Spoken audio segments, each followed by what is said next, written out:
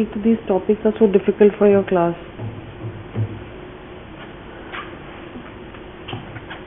बच्चे तो है नहीं जिनको को फिफ्थ क्लास ना आज इस सेक्शन में. So this is in continuation with your previous class of HIV. Now opportunistic infection is important because you will always have a question on opportunistic infection in HIV, right? So इसमें from virus to bacteria to fungus, every kind of infection is there.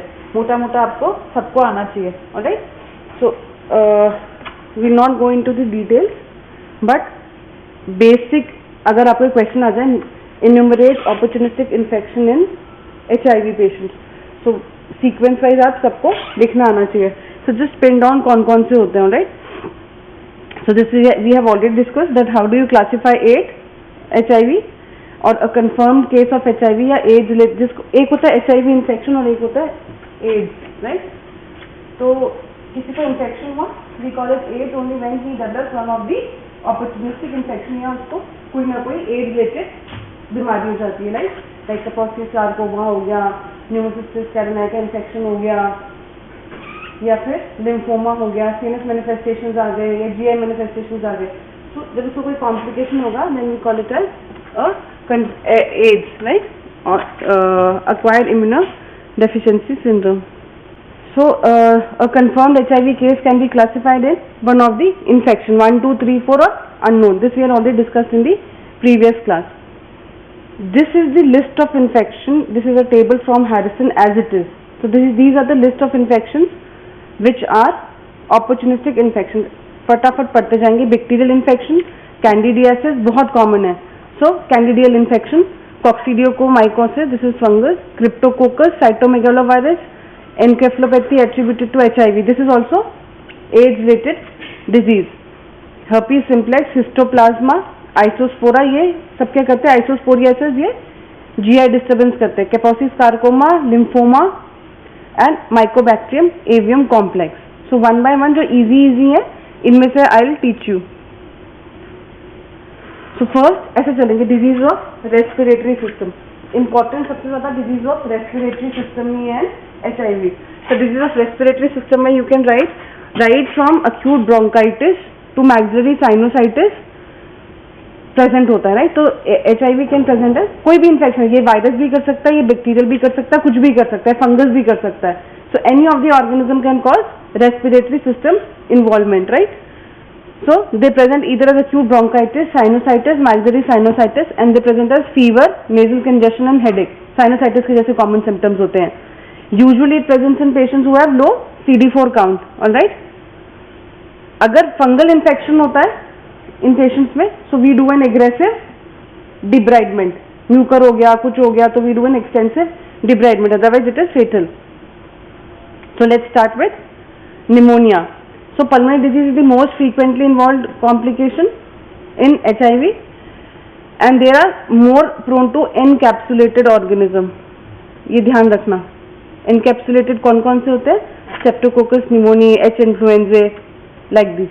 So they are responsible most of the cases of pneumonia in AIDS patient, and this is because of altered B and T cell function. Other organisms which can cause are Staph aureus and Pseudomonas. So common ones are the Streptococcus pneumoniae and H. influenza, and because of this we say that once the CD4 counts improve in patient, अगर CD4 count कम होगा तो हम vaccination नहीं दे सकते. तो vaccination पढ़ा ना, adult immunisation पढ़ा है तुमने? अभी नहीं आया तुम्हारे को? So in adult immunisation patients who are immunosuppressed और बियॉन्ड 65 ईयर्स ऑफ एज, अपने पेरेंट्स सबके लिए देखना है ना बेटा, who are diabetics, who are hypertensive beyond 65 years of age, आपको वैक्सीनेशन अडल्ट इम्यूनाइजेशन के उसमें वैक्सीनेशन करना. So the risk of infection in elderly patient would come down. So anyone in your family is above 65 years of age, उसको जैसे छोटे छोटे बच्चों को वैक्सीन लगाते हैं ना प्रॉपरली, ऐसे adult immunization has come up in a big way to decrease the burden of disease. So parents who are above 60 years of age or grandparents who have diabetes, who have hypertension या कोई immunocompromised state है, नहीं भी है तो भी make sure that they have got vaccination under adult immunization program. Understood? So few words about the Streptococcus pneumoniae. So this is the earliest serious infection and it can present as pneumonia, sinusitis or bacteremia. ये यहीं पे लिखा हुआ है, due to high risk of pneumococcal so we follow a booster immunization. सबसे पहले conjugated pneumococcal vaccine लगाते हैं followed by a booster immunization, right, once the CD4 counts are improved. So once it is above 200 तो हम लोग vaccinate कर देते हैं ऐसे पेशेंट्स को। सो this is the typical pneumonia pattern which we can see. Upper lobe infiltrates and perihilar infiltrates. This is the most important infection in HIV. It is the hallmark of HIV infection. इसमें क्या होता है,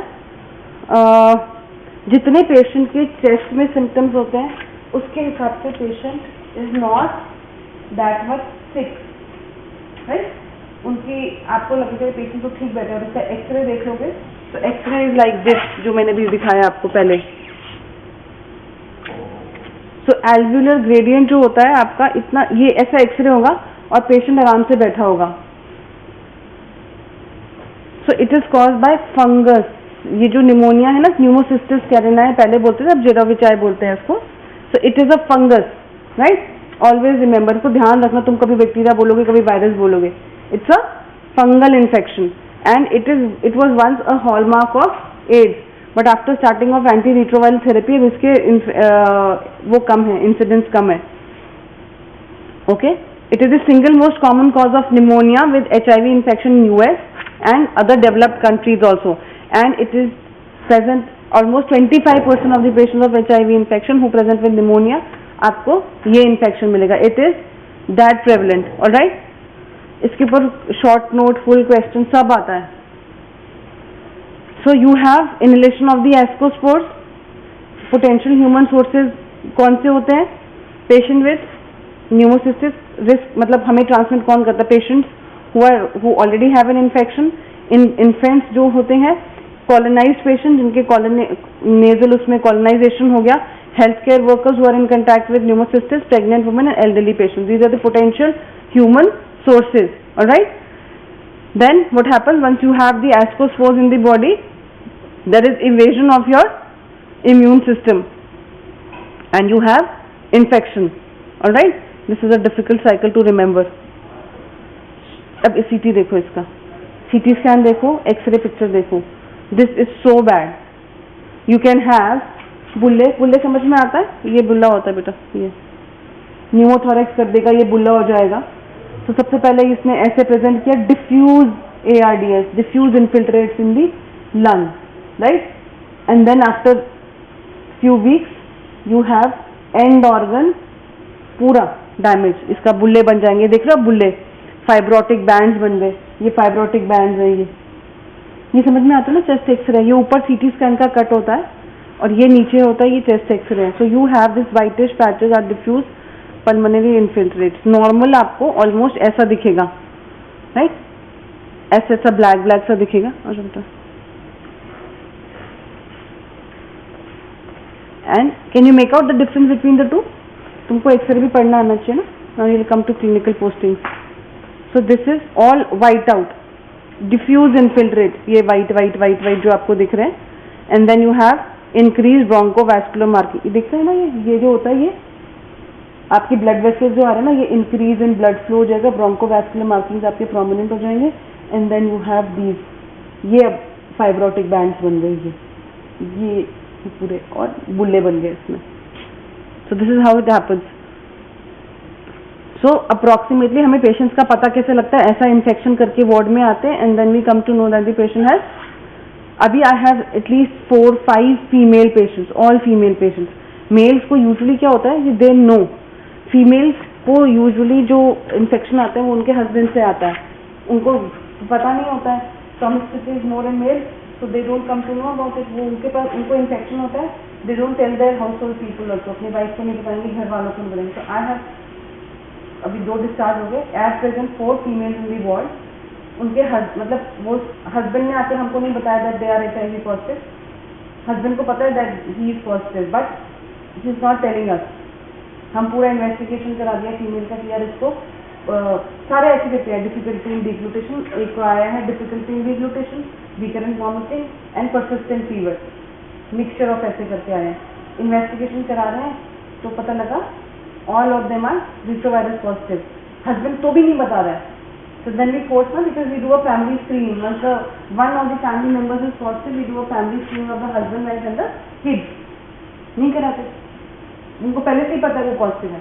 इतना सब कुछ कराने के 4 दिन बाद हमको बता रहे हैं that we already are positive, और उन्होंने घर वालों को बताया ना, they turn their wives also positive. तो फीमेल्स तो ऐसी इफेक्ट हो जाती हैं। सो अभी इसका इंसिडेंस कम हो गया, नहीं तो पहले when I was doing my PG in Safdarjung, I had so many patients who used to present with pneumocystis only. But now in here or in when I was doing my SRG, तब भी नहीं दिखते थे इतने patients, because the incidence has come down because of the use of antiretroviral therapy. Okay, so this is greatest in patients who have a low CD4 count or previously उनको infect हुआ pneumocystis से. It presents as fever, night sweats, thrush and unexplained weight loss. And once the patient is positive or who has developed pneumocystis या फिर उनका CD4 कम है, we give them a prophylaxis for pneumocystis carinii, Septran देते हैं। So जो HIV के patients होते हैं उनमें we divide like this: less than 50, less than 100, less than 200. Less than 200 होंगे तो this is a huge list of infections which are there with CD4 count less than 200. CD4 count इनके less than 100 होंगे तो, और जिनके CD4 count less than 50 हुए तो we divide them like this and then we give them prophylaxis. समझ में आया? So जिन patients को less than 200 होता है we give them a prophylaxis for pneumocystis, और वो क्या होता है? Septran, trimethoprim sulfametazole. So most common X-ray finding either would be a normal X-ray, or if the disease is suspected, a faint bilateral interstitial infiltrate, and the classic finding is the dense perihilar infiltrate. All right, section मैंने तुमको describe कर दिया, diffuse ground glass opacities जो दिख रहे थे, हल्का सा ल्यूकोसाइटिस होगा। This is the lab investigation which you do.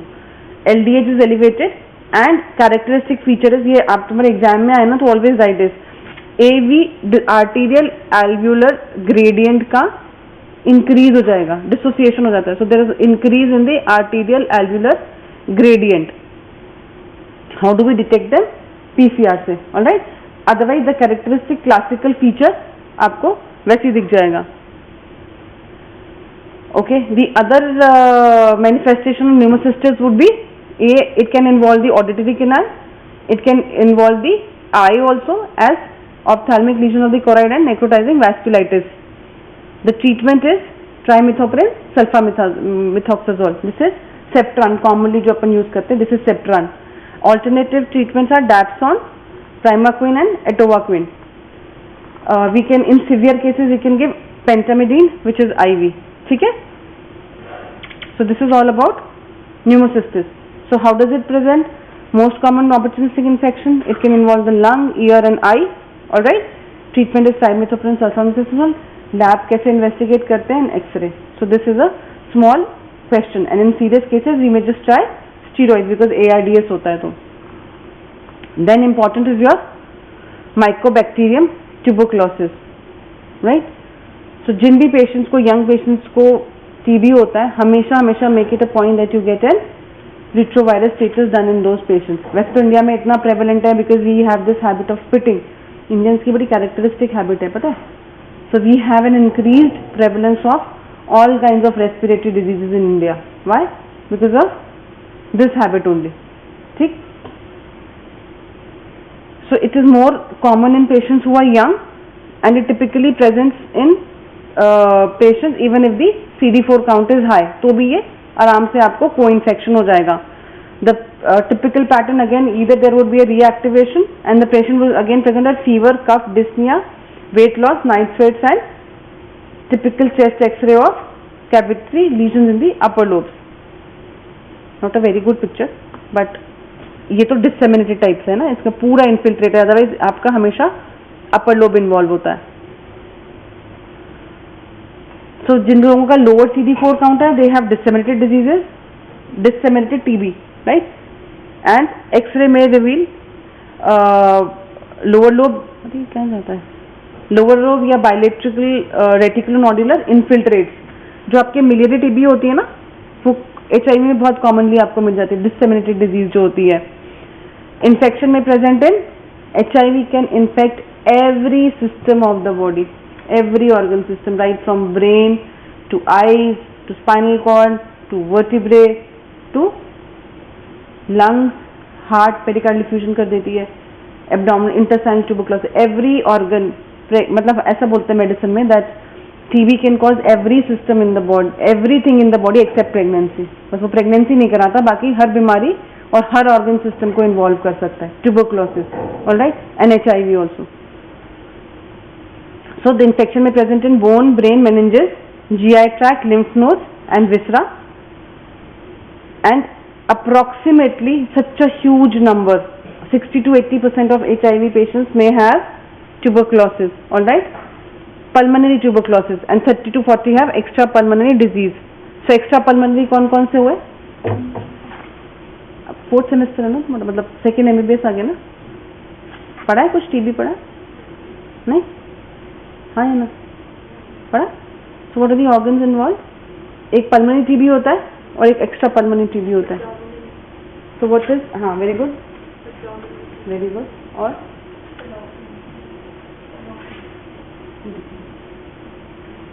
So everything apart from the lung parenchyma, parenchyma lung का इन्वॉल्व हो गया, that is pulmonary tuberculosis. If the patient has pleural effusion, will it be pulmonary or extra pulmonary? Extra pulmonary. Even pleural effusion is extra pulmonary. Only lung parenchyma is pulmonary tuberculosis. Rest everything, lymph nodes, brain, meninges, GI or fallopian tube, किसी ने बोला, uterus, everything else and pericardial effusion, pleural effusion is extra pulmonary tuberculosis. Alright?